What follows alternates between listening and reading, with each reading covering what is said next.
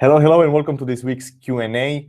The first thing is that Robert is not able to join the call for some reason, and we prepared some material to talk together, and he can't join the call. So I will take maybe 1, 2, 3, 5 minutes to see if we can fix the connection so Robert can join. We're using Google Hangouts usually to record these calls and also stream them live. And for some reason, this time Robert can't join with the link we usually use. So maybe now that I'm live, he'll be able to join. I'm actually talking with him on Facebook right now. By the way, how's my audio?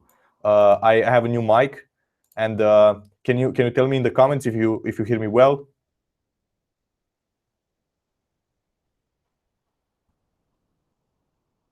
I guess it's fine.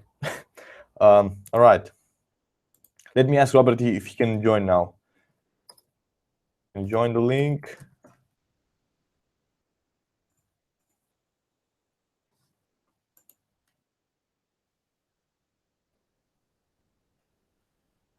Yeah, apparently he can join. Oh, that sucks, because Robert just he wanted to share a few insights. He just read the book, The 7 Habits of Highly Effective People by Stephen Covey, I think it is. I haven't read the book, but Robert said it was great, and he was about to share those insights. I'm really sad to see that he can't join the link.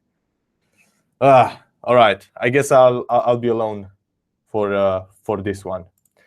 Okay, so the first question comes from Iwan. He's a Romanian guy.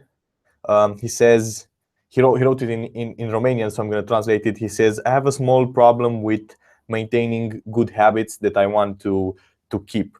When I start a new habit, I do it for about 3 to 4 weeks, and then I just don't have that drive to keep my disciplines, and I go back to my old habits. What could I do? It's interesting because I'm one of those people that has naturally been disciplined. Usually, I find it easy to maintain good habits and to implement them. But I have noticed that most of the time, the reason why we don't stick with our habits is because we don't have the reason to do it. Our motivation fades when our vision for what we want to do is not clear. Because something that I noticed in my life is that most of the time I get inspired to do things because I see other people doing them. I see other people achieving great things in their lives and being good at what they do. And I get inspired by them, and I usually copy them by doing that thing. But that inspiration was not native to me. It wasn't something that inspired me alone. I saw someone doing something and I wanted to do it as well. And I noticed that that type of motivation is usually much weaker than internal motivation, something that we want to do because we want to do it, no matter if anyone else is doing that or not. So maybe this is something that it's part of why you can't maintain good habits, is because the motivation fades away after 3 to 4 months, because 3 to 4 weeks, because the reason why you wanted to do those things wasn't clear in the beginning. Maybe someone motivated you, someone inspired you to do better, but it was not really a decision that you made for yourself. And I think that method of writing 100 reasons for why you want to achieve a certain goal, a certain result in life, is very useful because it helps you clarify why you want to achieve something. And sometimes it can show you that you don't actually want to achieve a certain goal. You just got fired up for a short period of time, but then once you start working towards that goal, you realize that you don't actually care that much about it. This happened to me when I joined a network marketing company about 3 years ago, or 4 years ago actually. What I did is I was searching for a new lifestyle, because when I was in high school, I went down a wrong path, so to say, for a while. I got into um, a, a, a group of friends that were drinking a lot, were partying a lot, were some of them were doing drugs, and I never did those things, but I was hanging around them because they were the cool kids, and I wanted to be involved with them. And I realized that that path was not good for me, and I was looking for something new, something to replace those groups of people in my life. And what I did is actually got deeply inspired by one person that was the father of a classmate of mine. They were in a network marketing company in Forever Living Products, and they were the best in Romania. And I basically took their goal as my own because they inspired me so much that I wanted to be like them. I wanted to do what they were doing. But the thing is, that motivation quickly faded away because I realized it was not something that I chose to do. It was just I was looking for a goal in my life, and I saw someone doing something great that I deeply admired, and I took that goal as my own. But when I wrote those 100 reasons for why I wanted to be great in that network marketing company, I realized that none of them were really inspiring for me. I looked at that list and I said, yeah, those are all great things, but none of them actually moves me. And maybe this is something that you can check for yourself, if the reasons why you want to achieve your goal are actually there, if they are your drive to do things is based on a decision that you made and not something that you took because other people were doing that. And other than that is it's the same things. Habits are really hard to change because they are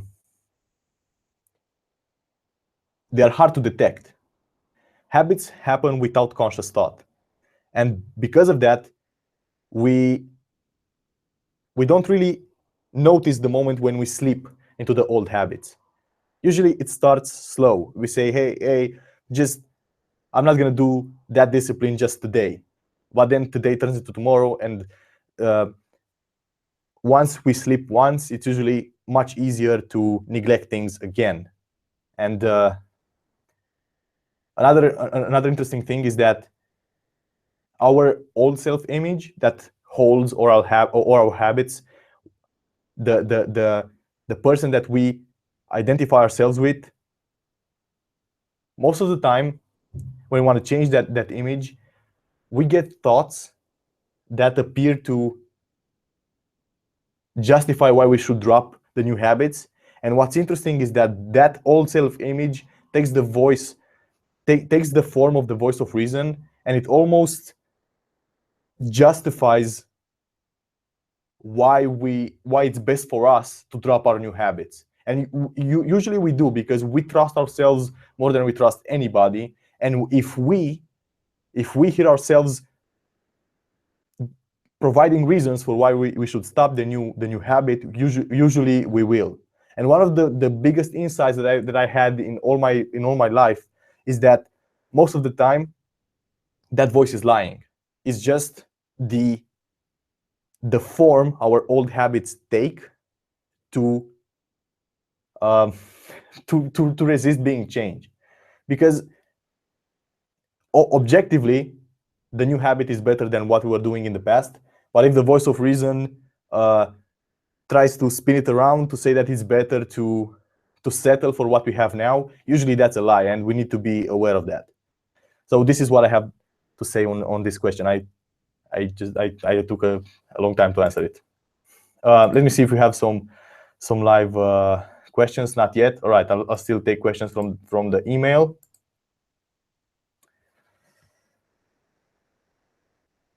Okay, so William says that he has some questions about working out and calorie deficit. Will I be able to help with those today as well? Sure. Just post the questions in the live chat room, and I will answer them.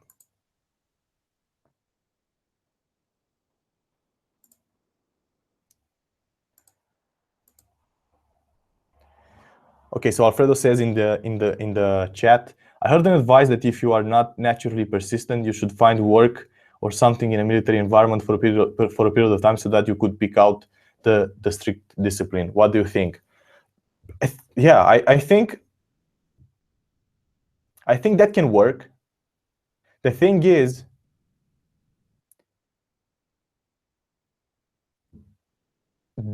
the discipline that is forced on us is usually one that we resist. It's if someone makes us do something, we don't embrace it as our own, and we don't identify ourselves with that discipline, and we usually don't keep it. I actually was listening to the audiobook called Influence by Robert Cialdini, and he shared one of the best things I've heard lately. He said that the way in America they have Greek life, those fraternities where we see them in movies where they party, and it's a very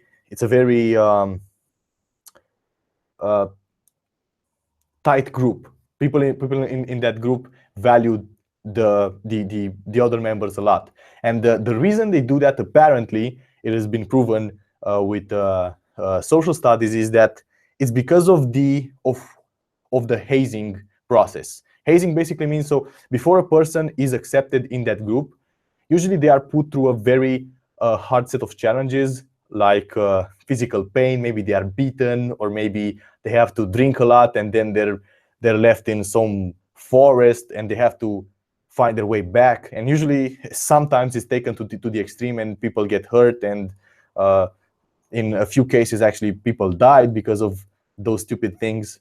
But what the researchers found was that people valued the group because they were put through those through that hard set of challenges. Because those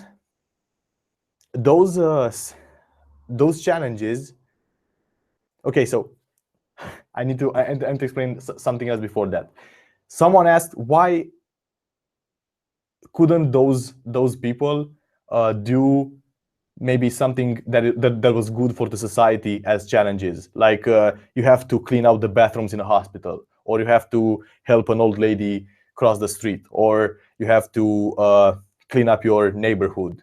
Why couldn't those be the challenges for you to be accepted in the group? Why choose something that involves physical pain, or being beaten, or something stupid like that? And the reason is so that people could not say that they wanted to join the group because they wanted to help the community. They had to own the fact that they wanted to join the group by themselves, and that's why they were beaten, and they were put through hardships.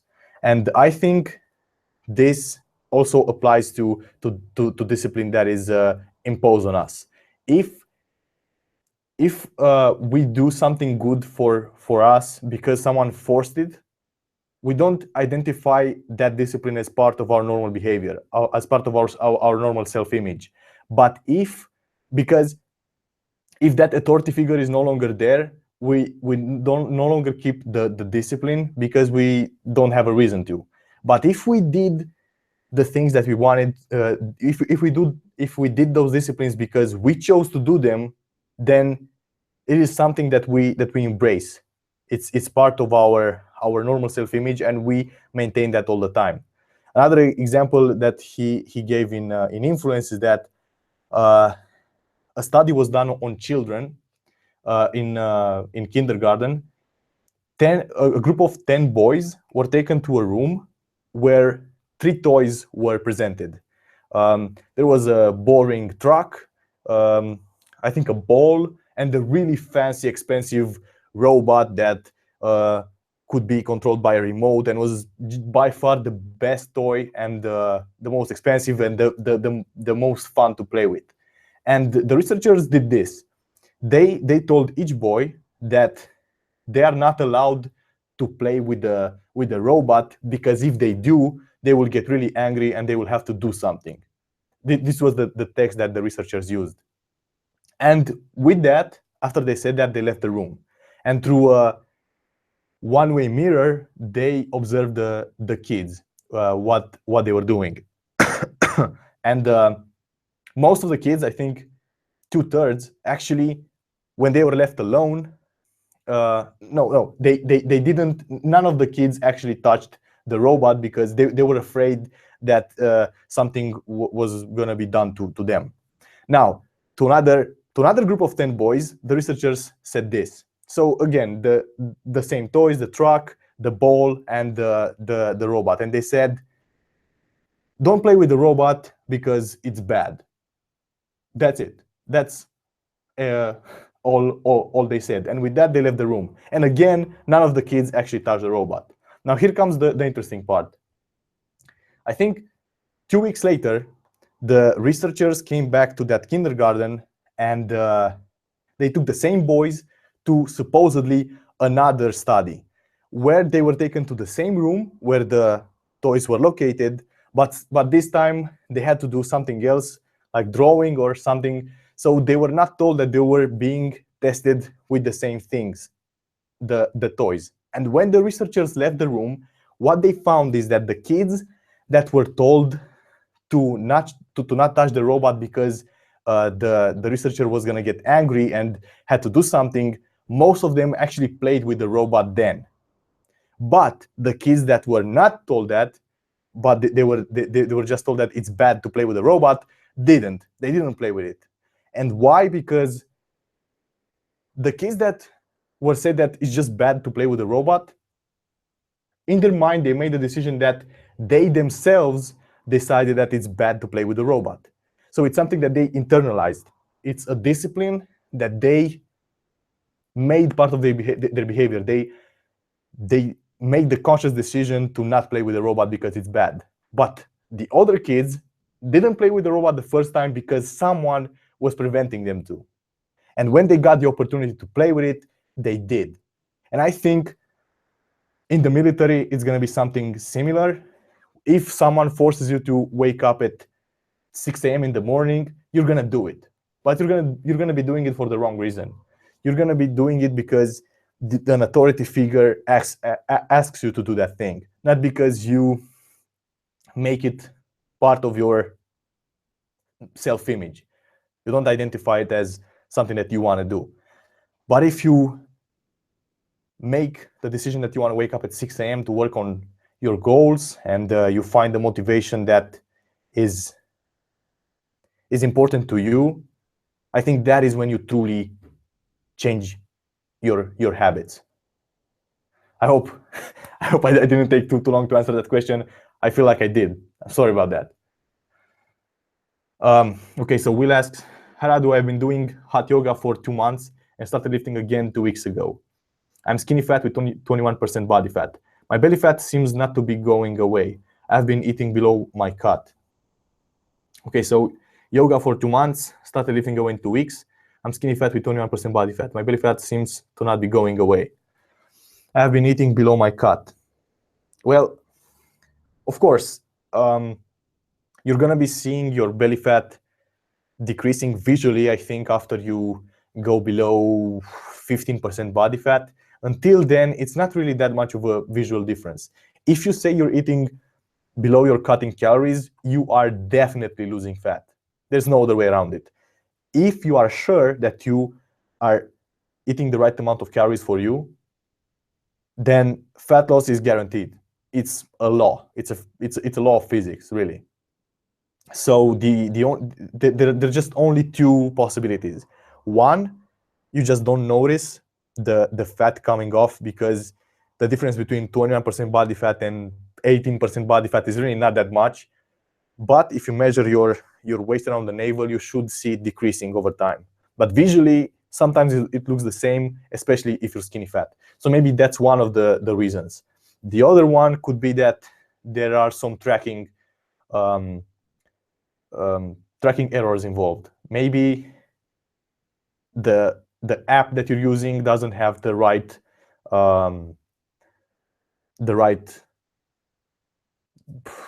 how do you call that, the right nutrition facts for the food that you're eating. I noticed that some people, when they use MyFitnessPal, they go by portions. MyFitnessPal goes by portions, not by grams or ounces, and that's less precise, because some people, what is a portion? Some people say that maybe it's 150 grams. Other people think that one portion is 180 grams. It's really hard to quantify, especially when you eat out or when you eat foods that are not packaged, that don't have the nutritional information on the label. So I think that if you're eating below your cut, you're guaranteed to lose fat. And if you're lifting weights again, you're probably gonna be gaining muscle. So I think it's great. Okay, so you're saying you're not going down on the scale. Maybe my metabolism has just shut down. I really have 2 healthy meals per day. I've been doing IF. Your metabolism can't shut down. One of the best examples for this was the Minnesota starvation experiment. It's an experiment that was done during World War II, where they took volunteers and starved them knowingly for 6 months, because they wanted to replicate the conditions of war prisoners that were in the German concentration camps, to see how they could bring them back to a normal lifestyle after they've been starved during the war. And what they found is that those people that were starved for 6 months, they were put on 50% of their maintenance calories through both food and a high amount of physical activity. Like the people in the concentration camps, they had to work, they had to, I don't know, build stuff. And what they found is that their metabolisms did not shut down. Even after being starved for 6 months, their metabolism... I'm sorry, I'm gonna have to drink some water. Sorry about that.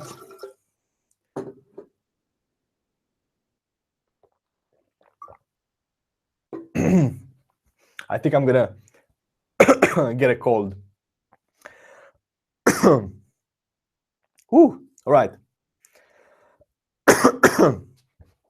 So after they've been starved for 6 months, their metabolisms only slowed down by 15%. God, what is this? All right.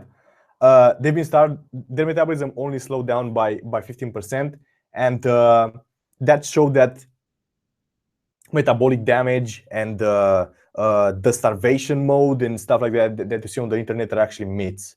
When they were fed a normal diet again, their metabolisms did not get damaged. They just returned back to normal.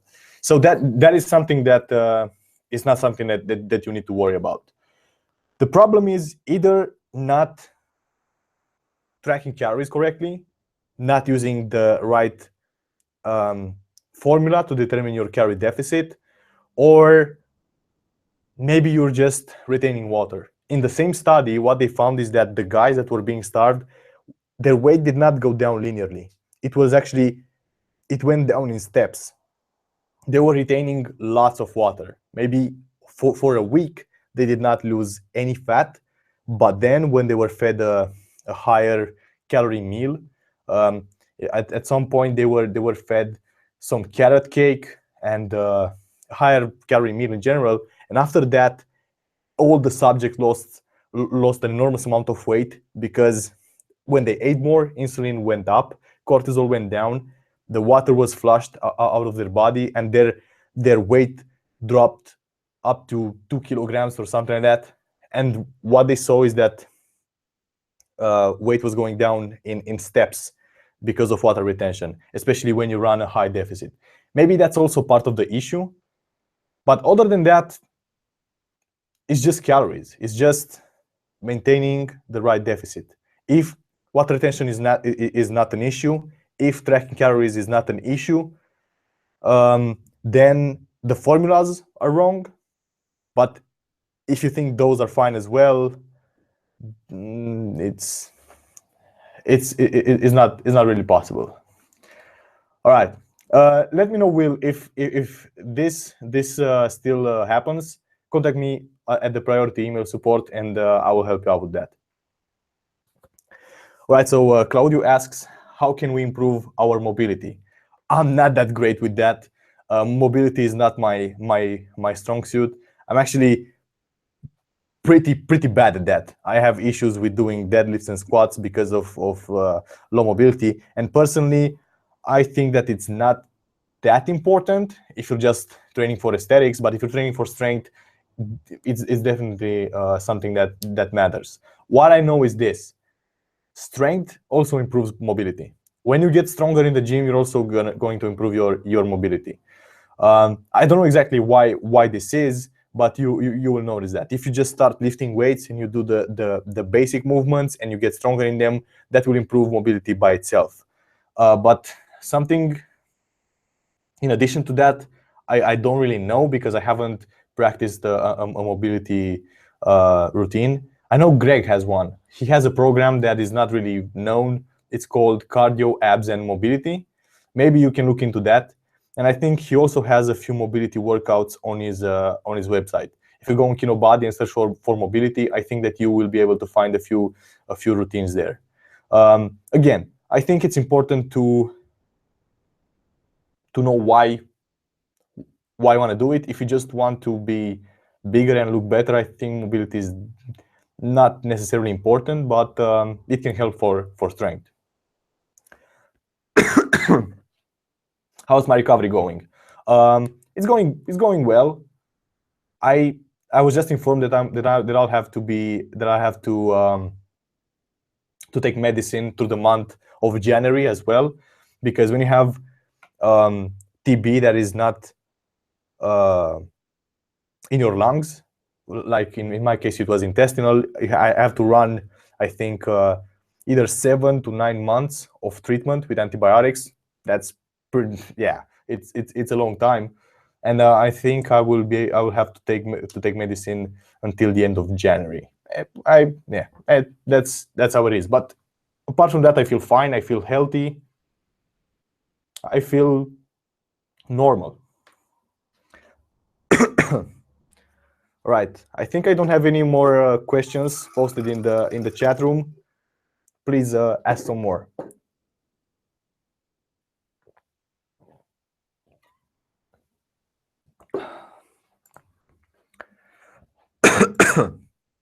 All right. Alfredo just sent me 7 questions. Okay. Which one do you think is the best way to evaluate?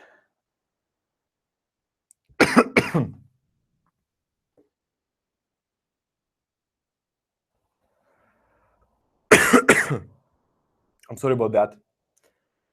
My throat is really sore.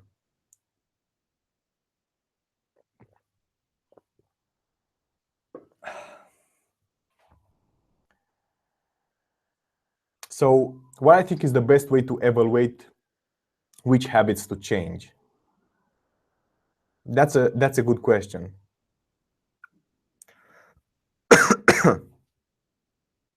I think it depends a lot on your goals. You can decide habits are productive or not only when you compare them to what you want to achieve.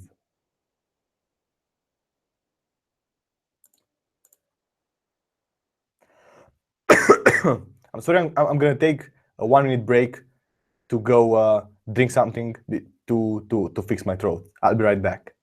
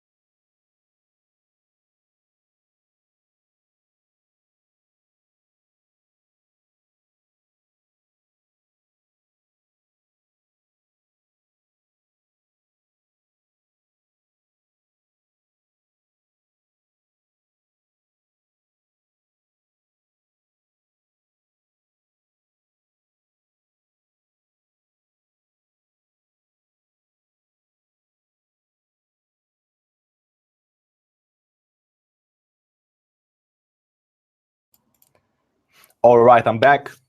All right, so Alfredo asks, which is the best way to evaluate which habits to change? I think you can only determine which habits are productive or not only when you compare them to what you want to achieve. Because playing computer games all day is a productive habit if you want to be a pro gamer. Playing computer games all day when you want to be a successful businessman is probably not a good idea.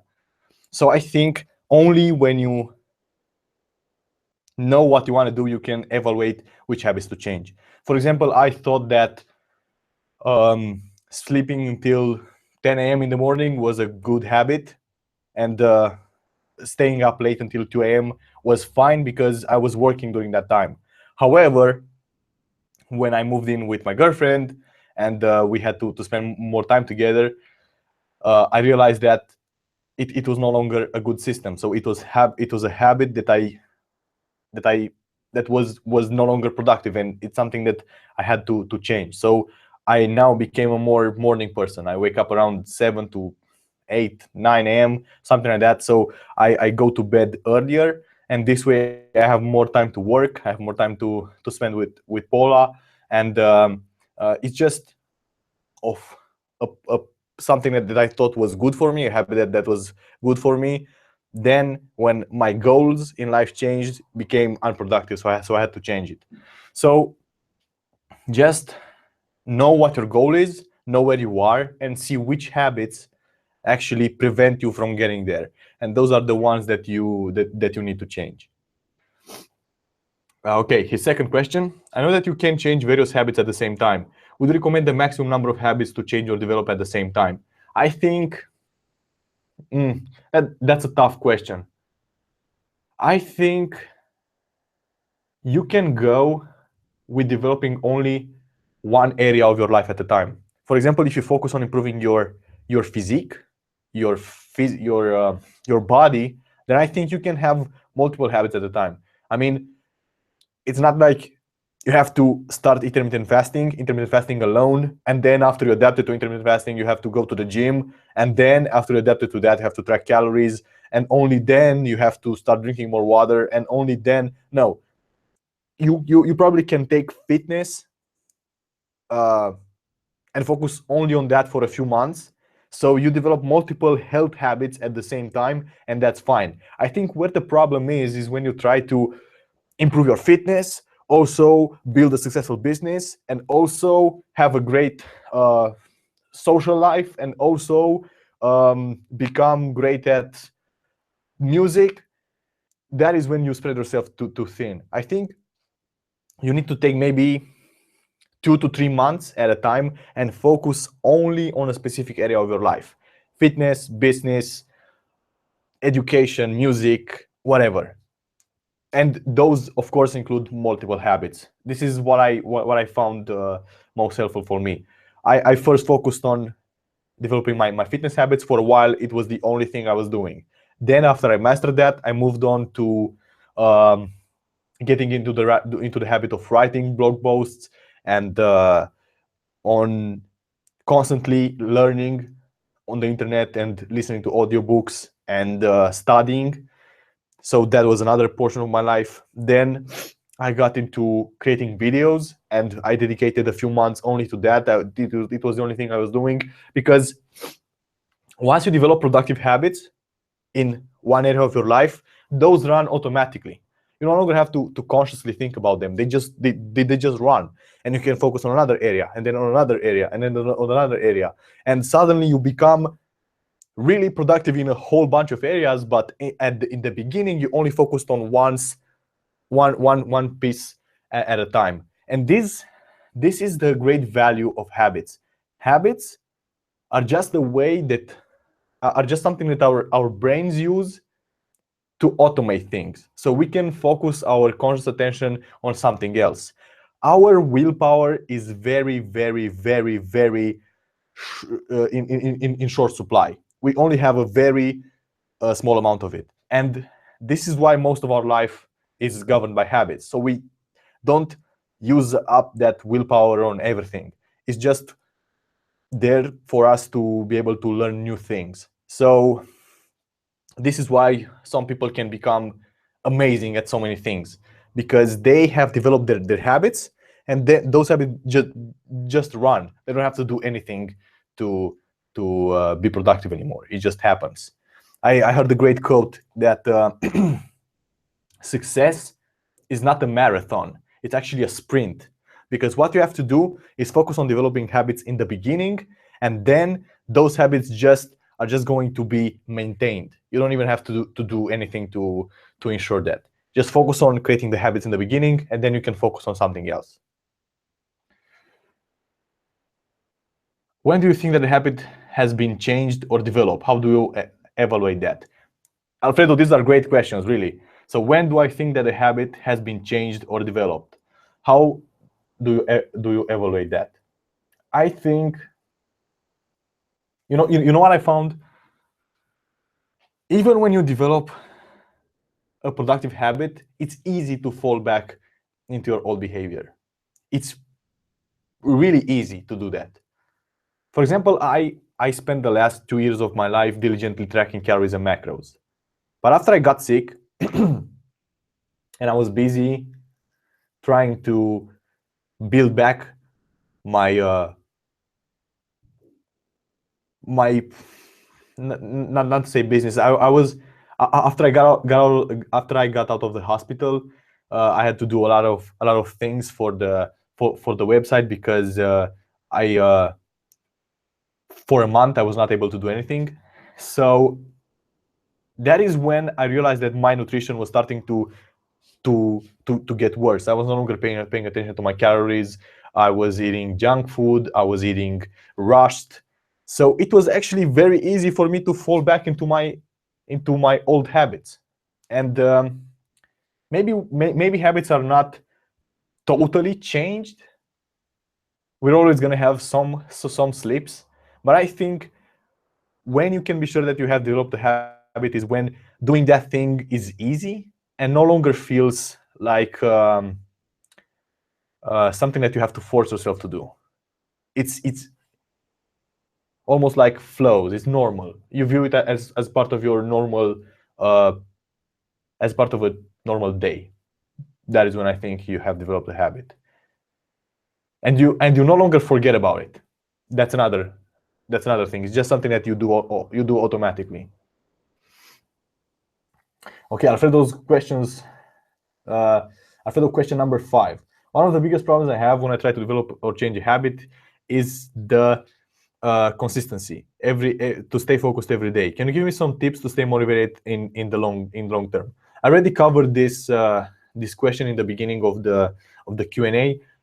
If you missed that, you can replay the video after it's finished. Or I think you can actually do that right now if you want. Number 5. Sometimes I think about changing a habit in a group with my brothers and never done it. But do you think it's easier to change or develop a habit in a group? If everybody sticks to that, I think yes, definitely. I think that's something that is actually very powerful. I think, for example, it's difficult when a couple, let's say a husband and wife living together, it's difficult for only one of them to pick up a health habit. It's usually difficult because let's say that they were in the habit of eating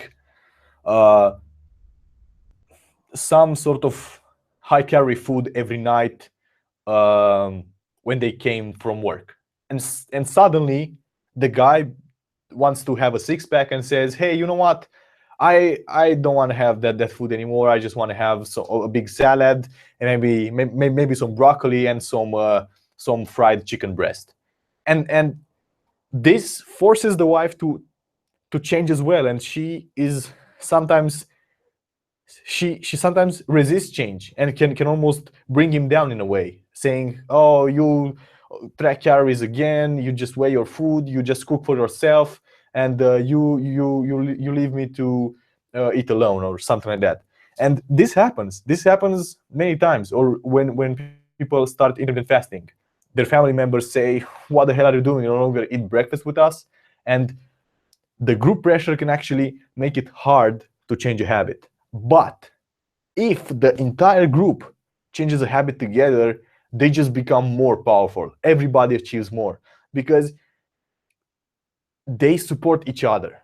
They almost keep each other accountable, because now you're not the only one that has to develop a new discipline. When you wake up in the morning and, for example, you want to get into intermittent fasting, you know that if you're gonna go and have breakfast now, everybody in the house will see you that you have breakfast, and they will say, "Hey, what are you doing?" So you're actually more likely to stay accountable because the group changed the habit together. But if everyone was against you, then it's easy to fall back into the old ways. So I think if you can change a habit in a group, that would be amazing.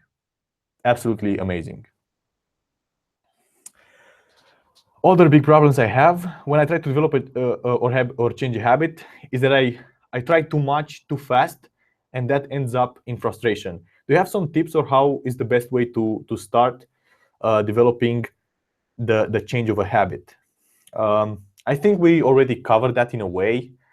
Just take just one portion of your life, be it fitness, health, relationships, your social life, developing your knowledge, business, whatever, and focus only on that.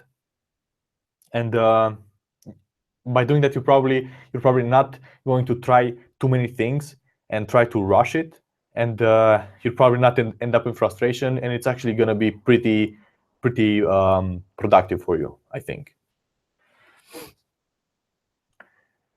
Okay, number 7. I know that choosing a good habit is a very personal thing, but would you recommend several good habits that we can try to develop from your point of view?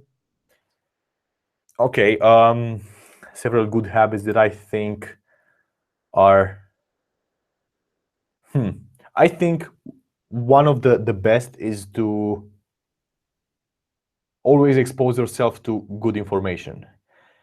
Set up your life in a way that you are constantly being exposed to great information. For example, a habit a few habits that I developed for myself are this.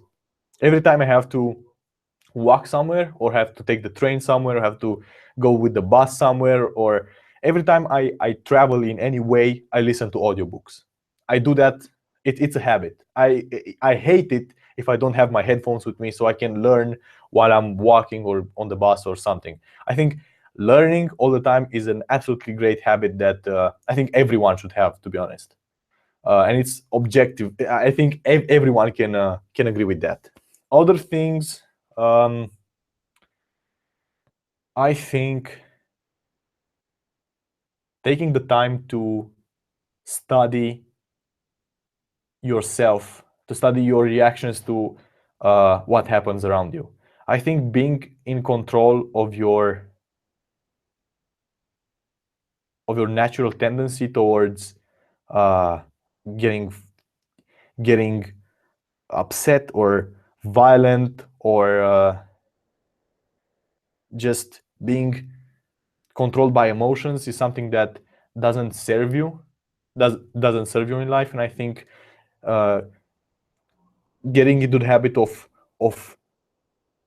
identifying your thoughts and controlling how you respond to what happens around you is, again, something that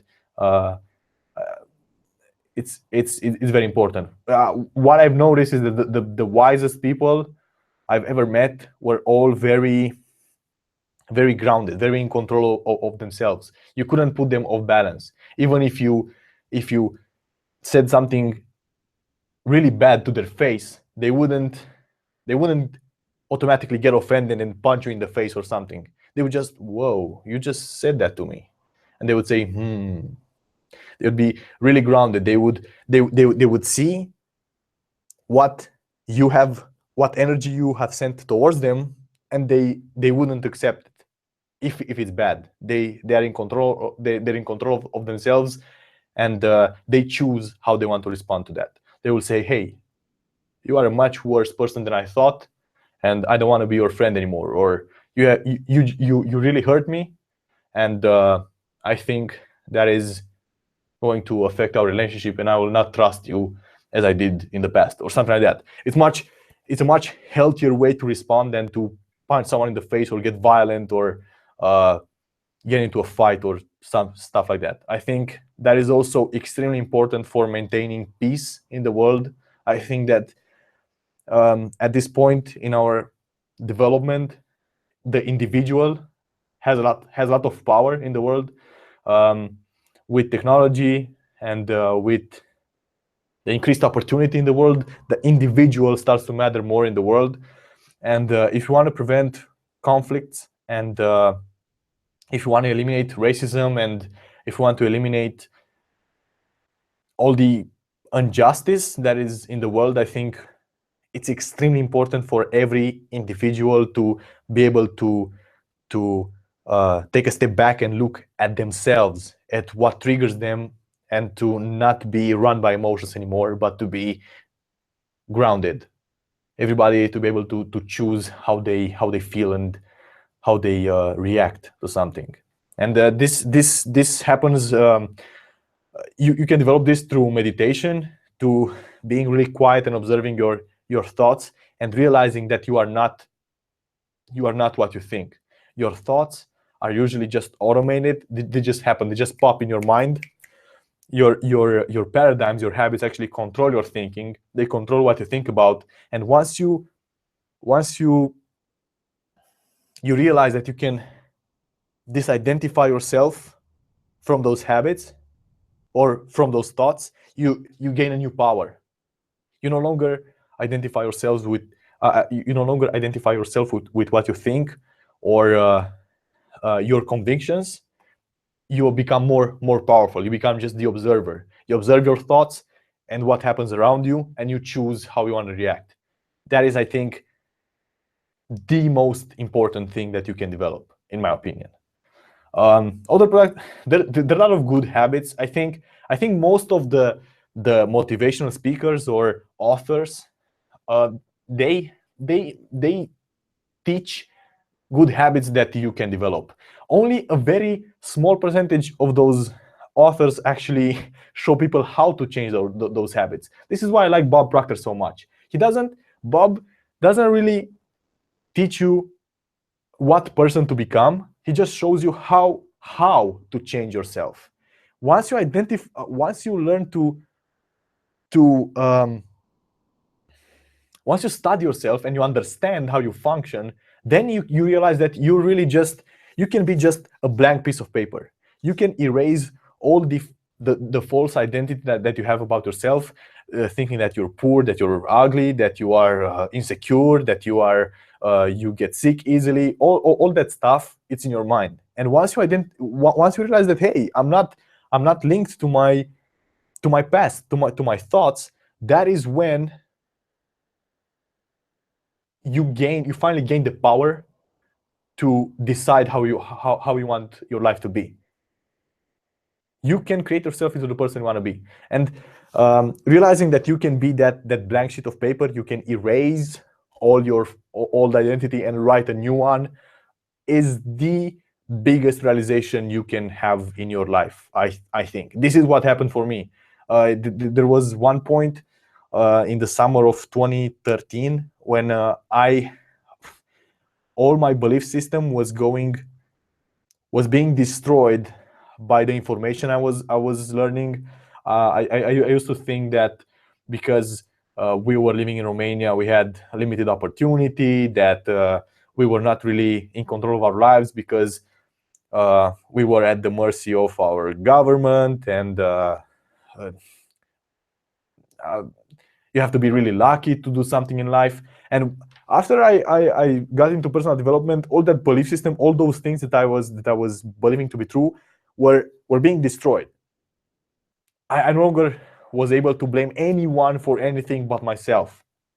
And that is when I realized that I can become the person that I want to be. So I sat down and I wrote how I want to become, because I was willing to give up my old self so a new one can take its place. But first of all, you have to become that blank sheet of paper so you can write new habits on it. This is what I think. Let's see if I have some other questions.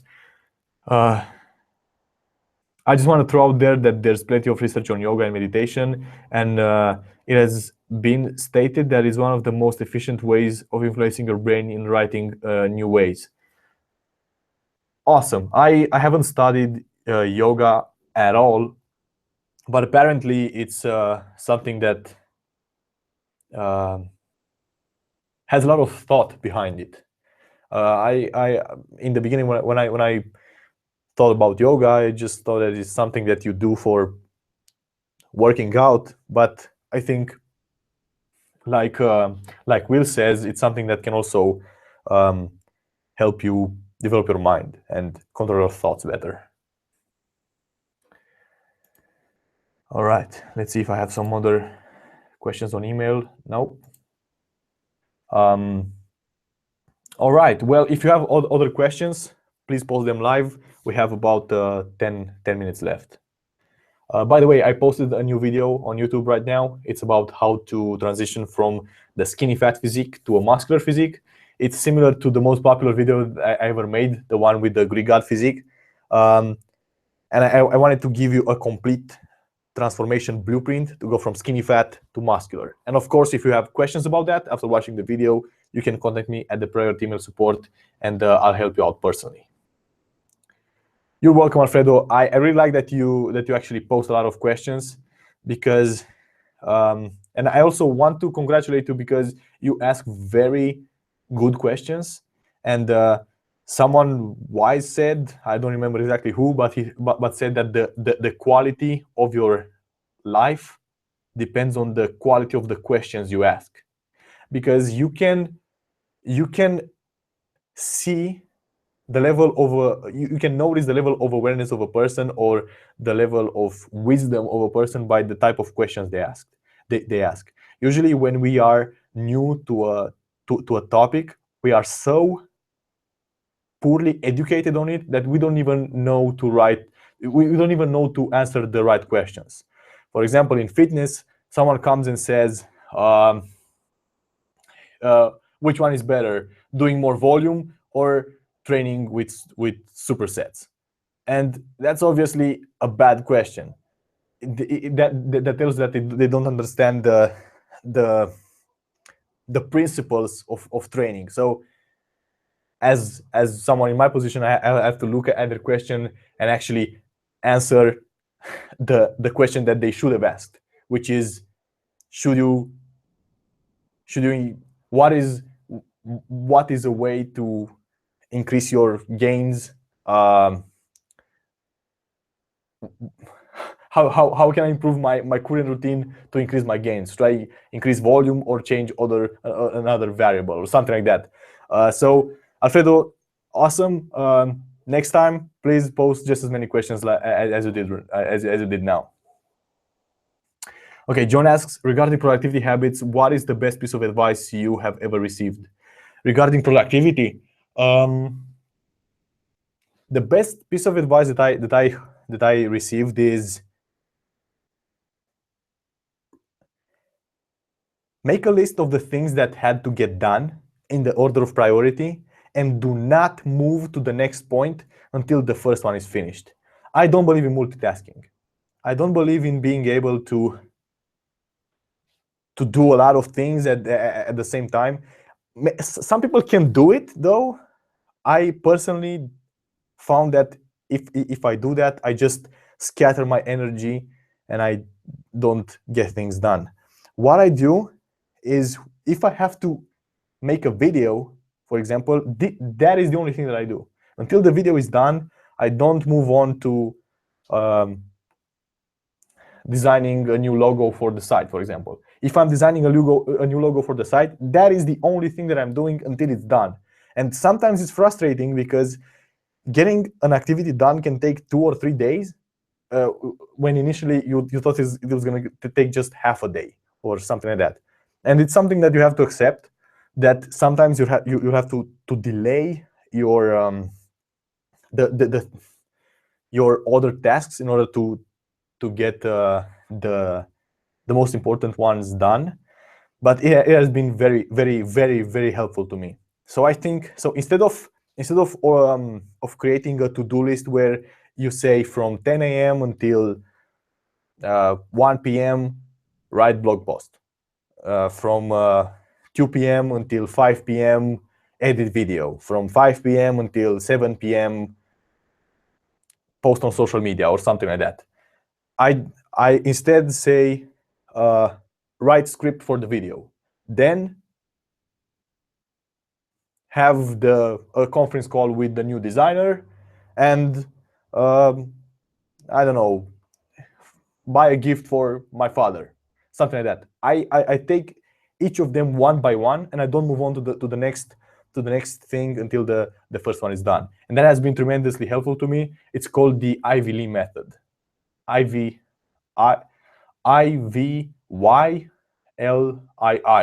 If you want to search that on Google, Ivy Lee method. It's been very helpful to me. Other productivity habits. Yes, always start with the most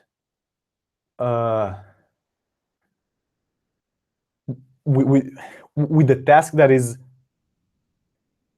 start with the creative tasks, because if you use your willpower by so let's say that you start your day by running some errands, like going to the bank, going to the grocery store, buying a new chair for the house, and cleaning the kitchen, and then you finally sit down to create a piece of content at 5 p.m.